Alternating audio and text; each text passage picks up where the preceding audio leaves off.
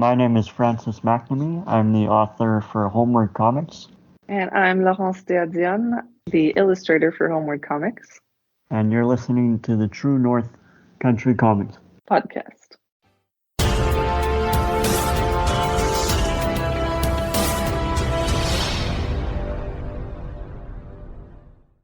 Welcome to the True North Country Comics podcast, dedicated to promote Canadian comic book and graphic novel creators and supporters. I'm John Swinimer. If you want to drop me a line, you can contact me at john@truenorthcountrycomics.com. On this episode, I chat with Francis McNamee and Laurence Dionne, who chat about their comic book series, Homeward. This podcast is available on Apple Podcasts and Google Podcasts. It's also available on the True North Country Comics channel on YouTube. I invite you to like and subscribe. Francis is an aspiring writer based in Montreal. His studies at Concordia University included English literature and sociology at Concordia University. As a professional writer, he explores the human condition and the marriage between reality and absurdity. Homeward is his first collaborative project and his first project for youth. Laurence splits their time between three loves: drawing, stories, and family. In their life and through their works, among others nuances Zen and the Ephemeral, and the Homeward series, this artist promotes bilingualism, a testament to their Montreal origin, in addition to wellness, most notably mental health and gender identity. Equipped with a bachelor's degree in art education from Concordia University, Laurence teaches comics in the public system and in the community, sharing the magic of art and speaking to the importance of wellness throughout the world. Homeward follows the story of Alfred and Bertrand, two brothers who grew up in space and don't know they are human. Follow their journey of self-discovery and their quest to find their place in the world. Of the planned 10-book series, the first 3 have been published and are currently available for purchase. And so, without further ado, here's my chat with Francis McNamee and Laurence Dionne, who chat about their comic book series, Homeward. So, Francis McNamee and Laurence Dionne, thank you very much for taking time to chat with me. Yeah, my pleasure. I appreciate your time. What I usually do to start off with the interview is ask the creator about their first comic book. So, I'd like to ask each of you, what was the first comic book that you read? So maybe, Laurence, I'll ask you to go first. I guess my earliest memories of comic book reading come from being a very, very young child with 2 younger siblings and my dad reading us some comic books at night before we went to sleep. We mostly read Tintin. Mm-hmm. And one of my earliest memories is actually him trying to make the voice of the opera singer, and it was terrible. And I just kept telling him, stop trying, I'll do it. But I couldn't read, so I just made stuff up. It was great. That is good. How about you, Francis? What do you remember what your first comic book was? Yeah, I admittedly was not a big comic book kid, but I do. We did have Tintin and Asterix.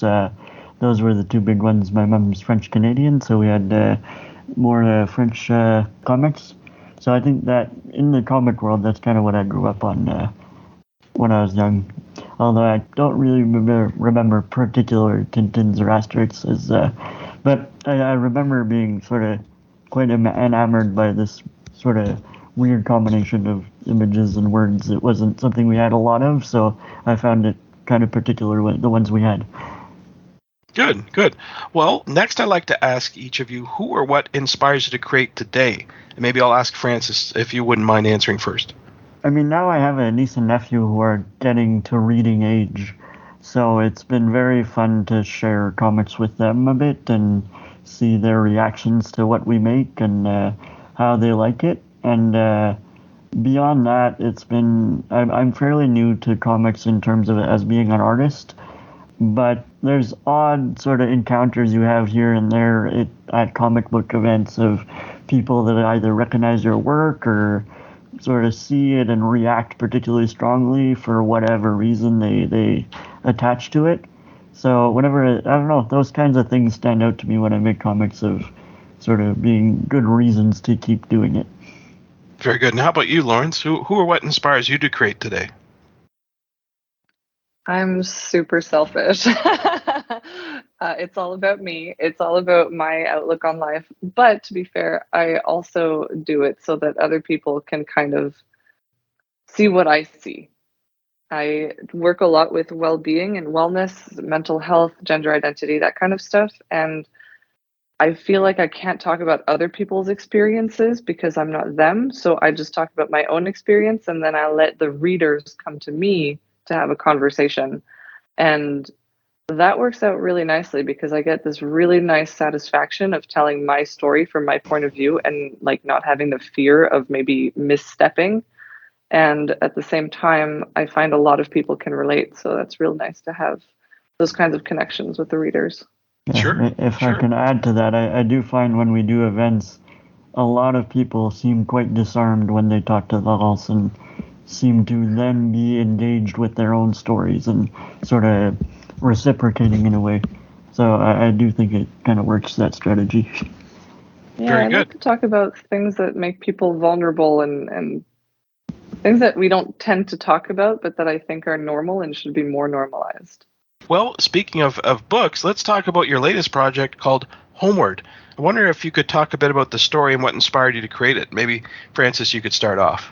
Yeah, so Homeward came out of, I think, I used to work with kids a lot as a scout leader, and especially like 7 to 12-year-olds, that age range. And the story sort of came out of my experiences, obviously, growing up and sort of having this feeling that I think is fairly common in people, but sometimes you sort of have this feeling of being a human, but kind of feeling like an alien in certain situations. And the book is about these two kids that grow up in space and are trying to find Earth. But then the story sort of, how it developed, turned into this story about social integration and sort of how to find out who you are within different contexts. And that sort of reflected, I think, a lot of the experience I had working with kids who have to deal with that as a big part of their lives. For kids who are going to new schools or joining new groups, that's kind of like a big part of what's going on in their lives. So I think the story reflected those experiences for me a lot. Right. How about you, Laurence? What did Yeah, you see in this project? it was the theme actually, because I thought, well, if I could write stories that I'd be proud of and that I would think were good, it would be stories that are similar to this one. I tend to gravitate towards what makes us feel good, like feel better as we are. And Francis's story was very much about how to feel good about who others are and accept them as they are. So I thought that was such a good complement to my usual storytelling style.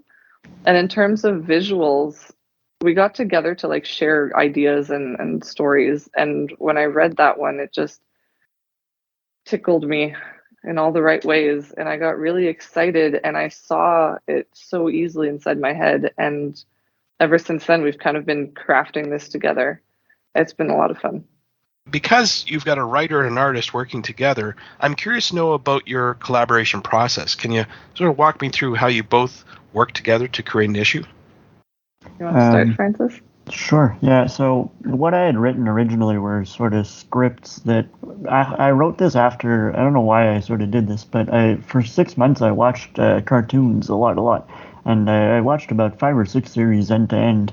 And somehow it sort of drilled that format into my head before I wrote this. And then I wrote my story and it came out as kind of cartoon scripts in a way. So that's sort of what we have to start with when we start a new issue, is the script. And then the sort of first thing that we'll do together is to sort of read it over again and then sort of see how it would break down into comic book pages and then what should be represented visually that can sort of cut away dialogue that's sort of more descriptive, and then sort of how to best represent what's happening, which is one thing that I remember being sort of learning about initially, was that when I write visual space, it plays a part differently when you're only a writer, because you'll only really visually write what's pertinent to the story. But I remember talking to Laurence and sort of explaining how the ship works and what it is, and then she would ask, but what's over there on the left of that room? And it had no real purpose in the story, but it had to exist because it was there in the story, in the picture. So that sort of part of the process to me was very new, but it really has changed a bit how I write in consequence, because I'm much more aware of these things now. So I think that's sort of how we work initially, working on the script part. Yeah, it's a lot of fun because we go through the script and we read what the characters are saying, and I'm always asking, well, what's his expression? And Frankie just shows me his face. He's like this, like this. And we just have a really good time trying to figure out what the right word for the right expression is. And then from there, I'll drill him and question him about, well, what does it look like in your head? And what about this character? Could he be this color? Could he look more threatening if he had, let's say, an eye patch or whatever? It's almost like playing with Play-Doh, but it's all in our heads until it gets down on paper. So once we get through that part of the script, then I'll do the thumbnails just to see the pacing of the story and what each page will look like as a whole. And from there, I'll start drawing on a much bigger size, a much bigger scale, so that we can flesh out all the details and penciling. I skip the inking part because I hate inking and I think I'm really bad at it. And we go straight to coloring on the computer, but I hate doing that. So we pay somebody to put the first layout of colors on, and then I'll go through it again, adjust the colors, add the textures and the shading, and then we'll readjust the lettering and the text probably like a million times and then have it revised another million. One thing we do to expedite the process as well is that I do the bubbles and the text, so that once she has scanned the black and white page, she can send me that and I can work on the bubbling and the text while she's doing all the coloring. So that does save us some time as well. It's kind of a neat little trick that we developed to make things go a bit faster, and it doesn't really compromise quality because we review it anyway afterwards, but they're fairly separate tasks that don't really step on each other's toes too much. Yeah, right. Thank God for computer programs and layers. One thing that's really fun is that we have like a whole series. We got like 10 episodes, and as we keep going, making more and more episodes, we figure out a better and better way of working together and being more efficient. And I love that.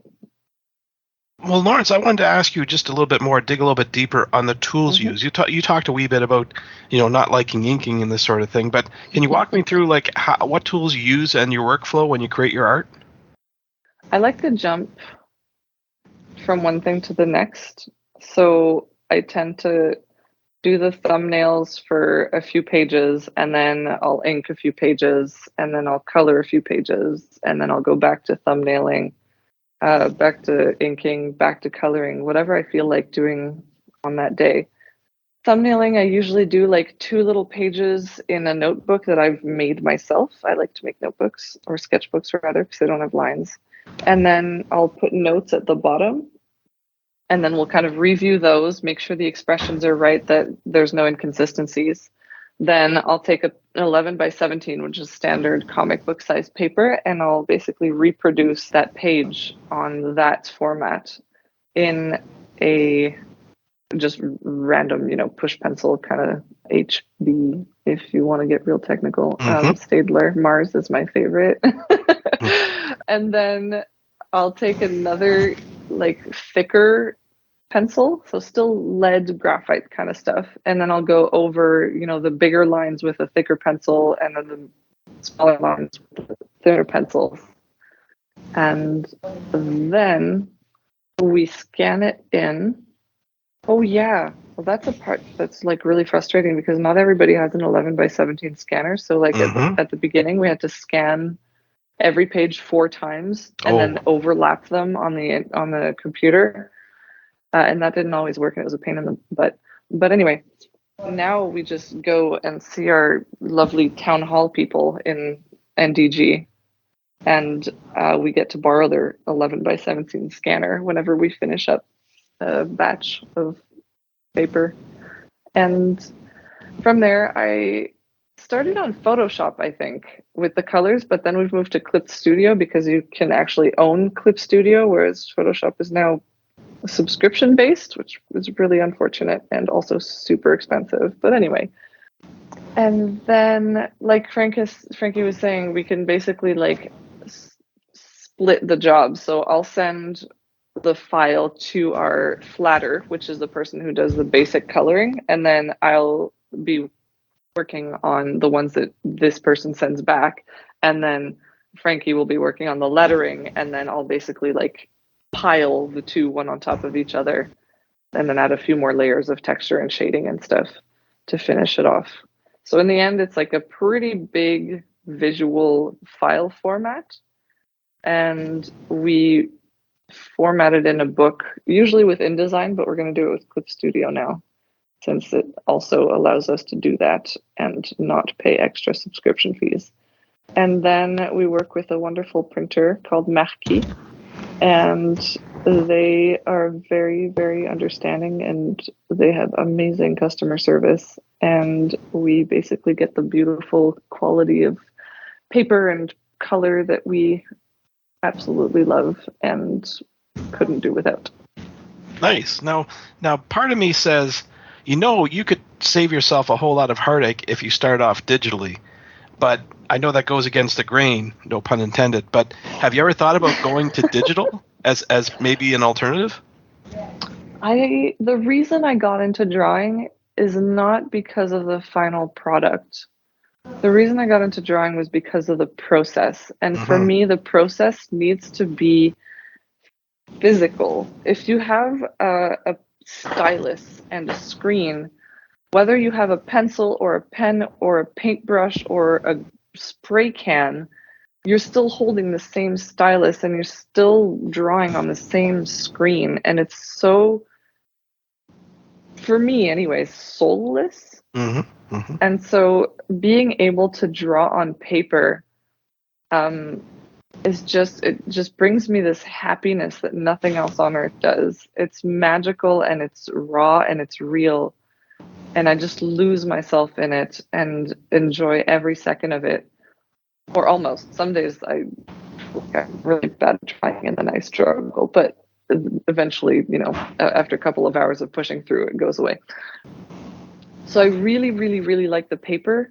But I also wouldn't want to go without the digital because it's such a convenient tool to expedite the process. Like if I'm having a hard time with a reference, or like the 3D shape of a room or the proportions of a person, all I need to do is Google it and it's there. And I can use it to help me make better drawings. And I can use the coloring tools to, avoid making costly mistakes and having to start the entire paper over again. Right. It's, so I like both. I don't think that I would ever want to change that part. I know that as artists, we're always experimenting and we're always kind of looking for a new or a different way to do things. And that's kind of alarming sometimes because we think, oh my gosh, we need to get our stuff together. We need to know exactly what we're doing. We need to know exactly what our style is. But the fact is, a lot of us just kind of keep trying stuff because it's fun. But a couple of things stay consistent. And for me, that's one of the things. Yeah, that's important. That's for sure. But one feedback I also got from people, and I think something I enjoy about the comics, the way we get them, or the way they come out after Laurence draws sort of with this hybrid style, is that as much as sort of as she says she can sort of do things more quickly or not have to redo whole bits of work, I have heard from people that there's something about the organic drawing that does still come out, the way the drawings are done. There's sort of an organic nature to it. For me, I think because we do comics for kids especially, I think there's something nice about having this sort of organic drawing that does sort of underlie and sort of serve as a base for all the drawings. Because I think, I don't know, maybe it's just in my mind, but I feel like that's a way to connect to kids a bit more easily. If things are too clear-cut and very sort of too clean, there's something that kids can't relate to that as much. So I kind of like the fact that it's like that because I think it's easier for kids to get attached to the drawings and connect with them when they see it's a bit more, again, organic, I would say is the word. Sure. Francis, we met up at the Montreal Comic Arts Festival and then again at the Toronto Comic Arts Festival. So with that in mind, I'm wondering if you'll be attending any other conventions or festivals this year to promote your comic book. This year, I'm taking it a bit easier, actually. So Laurence is on mat leave because she had a new baby recently. Oh, congratulations. And Thank you. normally it's these events we sort of do together, and this is not sort of something I can live on, so I do have regular work that I have to do, like most people. So the fact that I had to do it sort of a bit more by myself this year has been interesting, and it's been sort of good. One thing about Toronto that I was very happy about is that I really streamlined my setup, and I only had like one shoulder bag and one wheelie bag, so it was like an odd thing, but it really sort of, I was quite happy to have developed that. But it's sort of a lot of work to do these things, especially on your own, I find. So I'm scaling back a bit. We're doing a few local events more in the fall around Christmas. In Montreal, there's one called Manda that is in NDG. It's a great sort of little local festival that we've done a few times actually. And there's one called Art Etc. as well that we're going to do this year. But beyond that, I think this year I'm going to take it a bit more easy actually. Nice. Now, we've talked about Homeward, but I'm wondering, do you have any other projects that are upcoming that you can talk about? Yeah, I'm personally, it's not a comic book actually. Again, because Laurence was on mat leave, I sort of took a step back from comics this year, and I was working just on a book. So I've been working on a book, and I finished the first draft, funnily enough, this past week. And it's sort of a bit of an odd fantasy story about these two antelopes who they inexplicably are in the Arctic and the Canadian Arctic and are migrating south to find warmth and food and shelter. And it's a bit of along the way they're talking about their lives and the way they see sort of life in general. It's a bit of a philosophical novel, and it sort of winds up being thematically about how do you reconcile being a good person with the need to survive, because they're not always sort of perfectly compatible.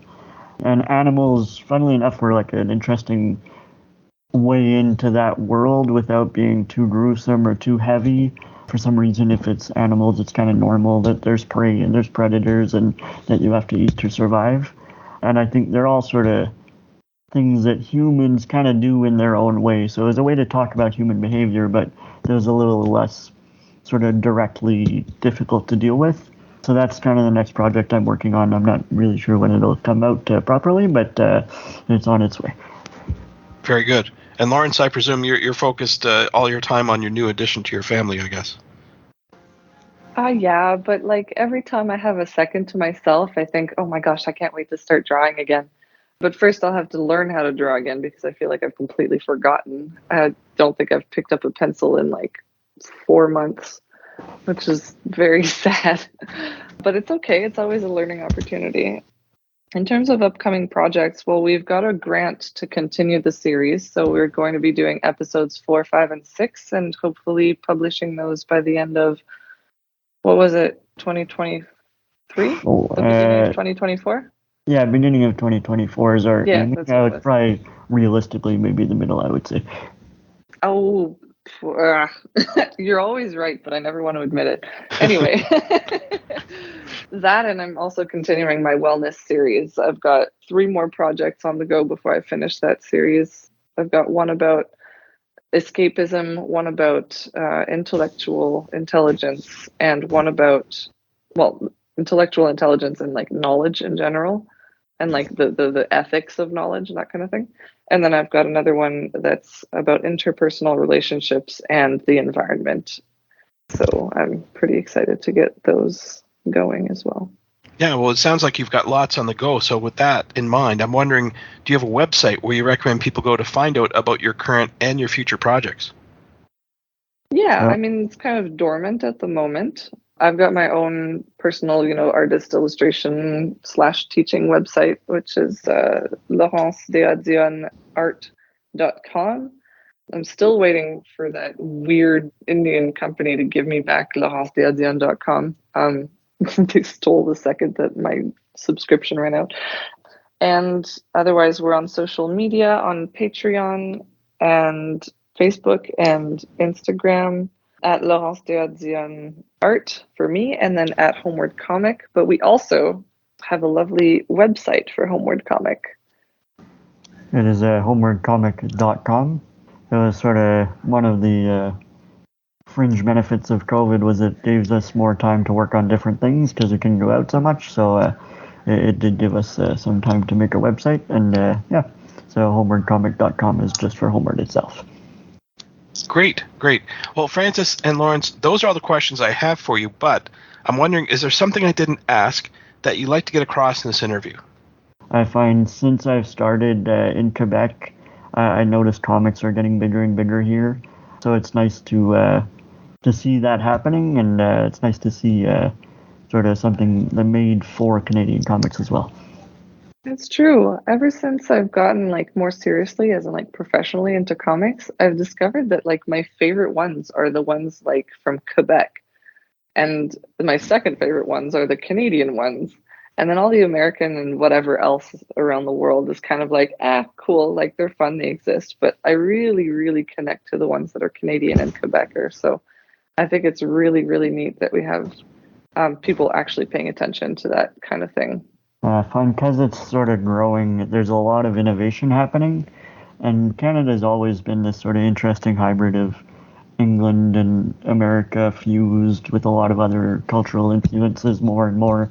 So I find it an interesting breeding ground for art as well. It's always been sort of cool to see what comes out of here. Thanks to Francis and Laurence for the chat.